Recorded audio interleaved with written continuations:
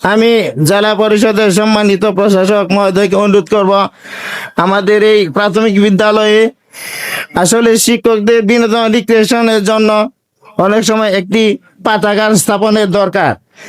তিনি যদি জেলা পরিষদে কোষাগার থেকে বিশেষ অর্থ বরাদ্দ করে ঘাটাইল শিক্ষক সমিতিতে একটি পাঠাগার লাইব্রেরি করেন, তাহলে দেখা যাবে সেটা শিক্ষক মন্ডল এবং স্থানীয় জনগণের জন্য বেশ উপকার হবে।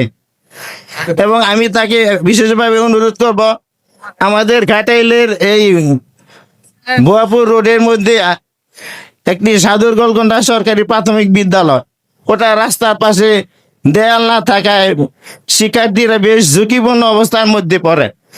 উনি যদি একটি দেয়াল প্রাচীন অত বিদ্যালয় নির্মাণ করেন, তাহলে সেই অঞ্চলের শিক্ষকরা নিরাপত্তার সাথে বিদ্যালয়ে পাঠদান কার্যক্রমে থাকতে পারবেন। যাই হোক, সময় খুব কম, অনেক কথা বলা ছিল। পরবর্তীতে আবার যদি আমরা এরকম একটি অনুষ্ঠানের মাধ্যমে উপস্থিত হতে পারি বলবো। পরিশেষে নবনির্বাচিত কমিটির কাছে সাধারণ শিক্ষকদের প্রত্যাশা,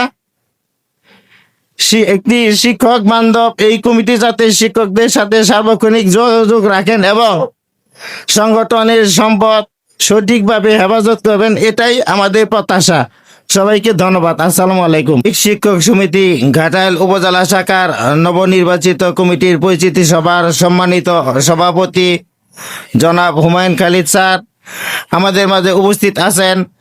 ঘাটাইলের মাটি ও মানুষের ইতিমধ্যে জনপ্রিয় একজন নেতা জনাব জেলা পরিষদের সম্মানিত প্রশাসক এস.এম. ওবায়দুল হক নাসির ভাই উপস্থিত, বাংলাদেশ প্রাথমিক শিক্ষক সমিতির কেন্দ্রীয় কমিটি এবং জেলা কমিটির নেতৃবৃন্দ সহ স্থানীয় বিএনপির নেতৃবৃন্দ, আমার সামনে উপস্থিত বিভিন্ন বিদ্যালয়ের শিক্ষক মণ্ডলী এবং অবসরপ্রাপ্ত শিক্ষক মণ্ডলী, আসসালামু আলাইকুম।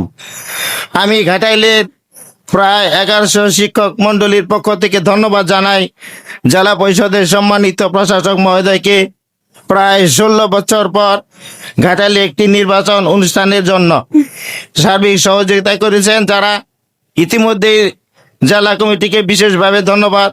তারা প্রায় সারা রাত্রি ব্যাপী জেলা পরিষদের সাবেক কেন্দ্রীয় কমিটির সাবেক সাধারণ সম্পাদক আব্দুল্লাহ সরকার স্যারকে এবং জেলা কমিটির একটি বিশেষ টিম, যারা সারা রাত্রি ভোট গণনা করে একটি সুন্দর ও অবাধ নির্বাচন ঘাটাইলে উপহার দিয়েছেন। আমি আরো বিশেষভাবে ধন্যবাদ জানাই এখানে আমাদের মাঝে উপস্থিত আছেন কেন্দ্রীয় কমিটির সভাপতি মনিরুজ্জামান স্যারকে। আজকের এই অনুষ্ঠানে উপস্থিত হয়ে ওনারা বুঝতে পেরেছেন শিক্ষকরা ভোট দিয়ে একটি কমিটি প্যানেল নির্বাচিত করার পর তাদের মনের যে আনন্দ আজকের এই উপস্থিতি প্রমাণ করেন, তারা বেশ খুশি এতে। যাই হোক,